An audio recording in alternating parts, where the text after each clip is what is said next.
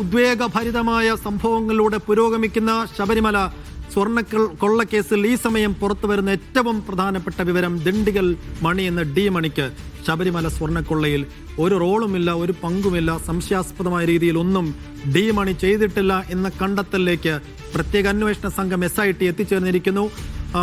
ആ ഫൈൻഡിങ്സ് അവർ ഹൈക്കോടതിയിൽ റിപ്പോർട്ടായി സമർപ്പിക്കുകയും ചെയ്തിരിക്കുന്നു.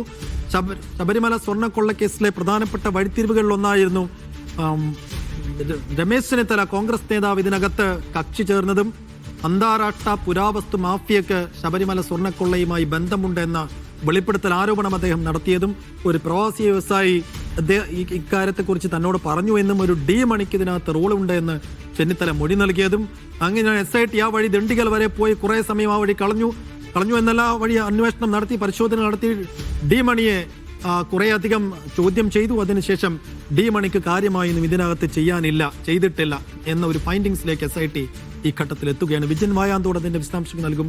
വിജിൻ, അങ്ങനെയെങ്കിൽ പല വഴികളിലൂടെയുള്ള ഒരു അന്വേഷണത്തിന്റെ ഒരു വഴിയായിരുന്നു ചെന്നിത്തല ആരോപിച്ച ഈ വഴി. ആ വഴി അവിടെ അടയുന്നു എന്നുള്ളതാണ്. അപ്പോൾ ഇനി ഒരു പുരാവസ്തു മാഫിയയിലേക്കൊന്നും പോകേണ്ടതില്ല. ഇത് ഗോവർദ്ധനിൽ തന്നെ എത്തി പങ്കജ് ഭണ്ഡാരി, ഗോവർദ്ധൻ, ഉണ്ണികൃഷ്ണൻ പോറ്റി അവിടം വരെ ഉള്ളൂ, അതിനപ്പുറത്തേക്കൊരു വഴിയില്ല എന്ന് കരുതേണ്ട ഒരവസ്ഥയിലേക്ക് എത്തിയോ കാര്യങ്ങൾ?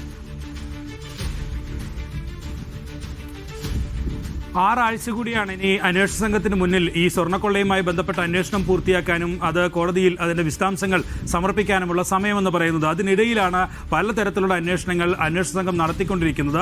അത് രാഷ്ട്രീയപരമായ ഏതെങ്കിലും തരത്തിലുള്ള ഇടപെടലുകൾ നടന്നിട്ടുണ്ടോ എന്ന കാര്യം ഉൾപ്പെടെ പരിശോധിക്കുന്നു. പത്മകുമാർ ഉൾപ്പെടെയുള്ളവർ ഇപ്പോഴും ജയിലിൽ കഴിയുന്ന സാഹചര്യം നിലനിൽക്കുന്നുണ്ട്. ഒപ്പം തന്നെ ഏതെങ്കിലും തരത്തിലുള്ള ഈ ഉദ്യോഗസ്ഥരുമായി ബന്ധപ്പെട്ട ഇടപാടുകൾ, ഒപ്പം തന്നെയാണ് ഈ ഉണ്ണികൃഷ്ണൻ പോറ്റിയുമായി ബന്ധപ്പെട്ട് സ്വർണം മറ്റ് സ്ഥലങ്ങളിലേക്ക് പോകുന്നു. ആ സ്വർണം എവിടെ എത്തി, അത് ഉരുക്കി സ്വർണം വേർതിരിച്ച ശേഷം എന്ത് ചെയ്തു, ഇപ്പോൾ നിലവിൽ പാളിയായി തിരിച്ച് ശബരിമലയിൽ കൊണ്ടുവച്ചിരിക്കുന്ന സ്വർണ്ണ പാളികൾ, ഒപ്പം തന്നെ മറ്റ് പീഠങ്ങൾ ഉൾപ്പെടെയുള്ളവ അത് ഒറിജിനൽ ആണോ എന്ന പരിശോധന, അങ്ങനെയുള്ള വിപുലമായ പരിശോധനയാണ് നിലവിൽ എന്തായാലും അന്വേഷണ സംഘം നടത്തുന്നത്. അതിനിടയിലാണ് ഈ ഒരു രാജ്യാന്തര തലത്തിലുള്ള അന്തർസംസ്ഥാന തലത്തിലും ഒപ്പം തന്നെ രാജ്യാന്തര തലത്തിലുമുള്ള ഈ വിഗ്രഹ മോഷ്ടാക്കൾക്കും ഒപ്പം തന്നെ സ്വർണ്ണ മോഷ്ടാക്കൾക്കും ഒക്കെയായി ഇതിന് ബന്ധമുണ്ട് എന്നുള്ള ആരോപണം വരുന്നത്. അതൊരു രാഷ്ട്രീയ ആരോപണം എന്നതിനപ്പുറം മുൻ പ്രതിപക്ഷ നേതാവ് രമേശ് ചെന്നിത്തല കുറച്ചുകൂടി ഗൗരവമായ നിലയിലാണ് അക്കാര്യത്തിലുള്ള ഒരു ആരോപണം ഉന്നയിച്ചത്. അതുകൊണ്ട് തന്നെയാണ് ആ ഘട്ടത്തിൽ ഒരു ഭാഗത്ത് മറ്റ് അന്വേഷണങ്ങൾ നടക്കുന്നതിന് ഇടയിലും കൂടുതൽ പോലീസ് സേനയെ ഉൾപ്പെടെ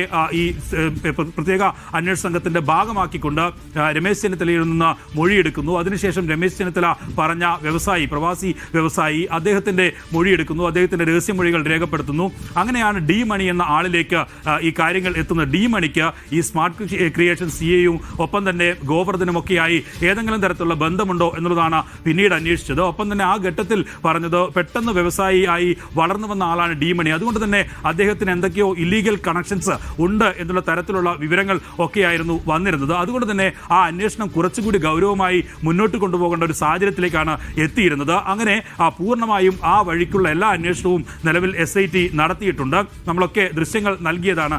ദിണ്ടിഗലിൽ ഉൾപ്പെടെ എത്തി പ്രത്യേക അന്വേഷണ സംഘം ഡി മണിയെ മണിക്കൂറുകളാണ് ചോദ്യം ചെയ്തത്, മൊഴി രേഖപ്പെടുത്തിയത്. ഒപ്പം തന്നെ അദ്ദേഹത്തിന്റെ ഓഫീസുകളിൽ, വീട്ടിൽ ഉൾപ്പെടെ ഉള്ള സ്ഥലങ്ങളിലെല്ലാം വലിയ തരത്തിലുള്ള പരിശോധനയും ഒപ്പം തന്നെ തെളിവ് ശേഖരണവും ഒക്കെ നടത്തിയിരുന്നു. ഏതെങ്കിലും തരത്തിൽ ഈ ഡി മണിയെ ഈ സ്വർണ്ണക്കൊള്ളയുമായി ബന്ധപ്പെട്ട് കണക്ട് ചെയ്യുന്ന ഏതെങ്കിലും തെളിവുകൾ ഉണ്ടോ എന്ന അന്വേഷണം ഉൾപ്പെടെയാണ് നടത്തിയിരുന്നത്. പക്ഷേ അതിൽ ഒന്നും ഒരു തെളിവും കണ്ടെത്താൻ കഴിഞ്ഞിട്ടില്ല എന്നുള്ളതാണ് ഇപ്പോൾ പ്രത്യേക അന്വേഷണ സംഘം കോടതിയിൽ നൽകിയിരിക്കുന്ന റിപ്പോർട്ട്. അതാണ് ഹൈക്കോടതി തന്നെ മേൽനോട്ടത്തിൽ കഴിഞ്ഞ ദിവസം ഹൈക്കോടതി തന്നെ നിരീക്ഷിച്ചത്. നിലവിൽ ശരിയായ രീതിയിലാണ് അന്വേഷണം പോകുന്നത് എന്നുള്ളതാണ്. അതിനിടയിലാണ് നിലവിൽ ഈ ഡി മണിയുമായി ബന്ധപ്പെട്ട റിപ്പോർട്ട് ഇപ്പോൾ നൽകിയിരിക്കുന്നത്. ഇനി ആ റിപ്പോർട്ടിന്റെ അടിസ്ഥാനത്തിൽ കോടതി എന്ത് നിരീക്ഷണം നടത്തുന്നത് എന്നത് പ്രധാനമായിരിക്കും.